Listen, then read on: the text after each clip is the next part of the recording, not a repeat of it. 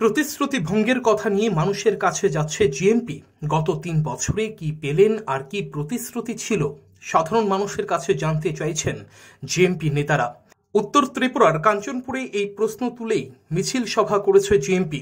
গত বিধানসভা নির্বাচনে এখানে জয়ী হয়েছিলেন আইপিএফটির প্রেম কুমার রিয়াং।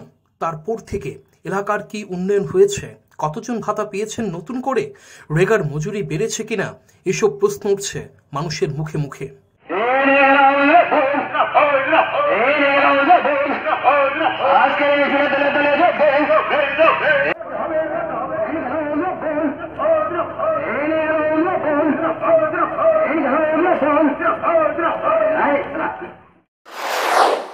আজকে প্রায় ৩ বছর হয়ে গেল বিজেপি আইপিএফটি জোট সরকার।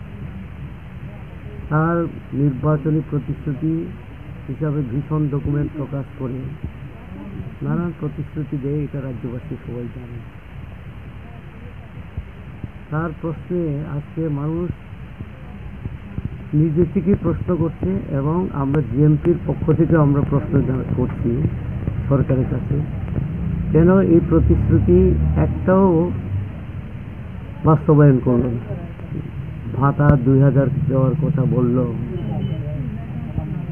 ভীষণ ডকুমেন্টে আরও বলল যে ফ্রি মোবাইল বিতরণ করবেন, ঘরে ঘরে জলের ব্যবস্থা করবেন, রেগায় ২০০ দিনের কাজ হবে, ৩৪০ টাকা মজুরি হবে, শিক্ষক কর্মচারীদের 7 পে কমিশন হবে, তাতে ডাবল বেতন হবে ইত্যাদি প্রতিশ্রুতি তারা দিয়েছিল এবং ভোট সমর্থন করেছে। ভোটেও জনগণ বিশ্বাস করেই ভোট দিয়েছিল।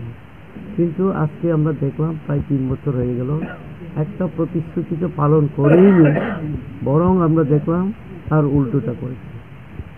মানে যারা চাকরিরত অবস্থায় আছেন তাদের চাকরি চলে যাচ্ছে, নতুন করে কিছু চাকরি নেওয়ার কোনো উদ্যোগ নিচ্ছে না।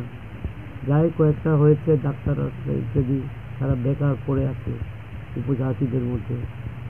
কিন্তু এই 31% যে 1/3 পাওয়ার কথা, এই রিজার্ভেশনও তারা পালন করেনি, এটা আমরা লক্ষ্য করি।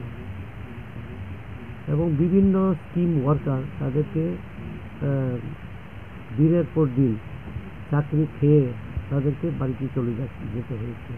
10,323 সম্পর্কেও তারা বলেছিল তারা আসলে পরে তাদের স্থায়ী একটা সমাধান করবে, কিন্তু সেখানেও আজকে আমরা দেখলাম কি এই লড়াই হয়েছে। তারাই মুখ্যমন্ত্রী নিজেই কথা দিয়েছিল 2 মাসের মধ্যে স্থায়ী সমাধানটা করবে।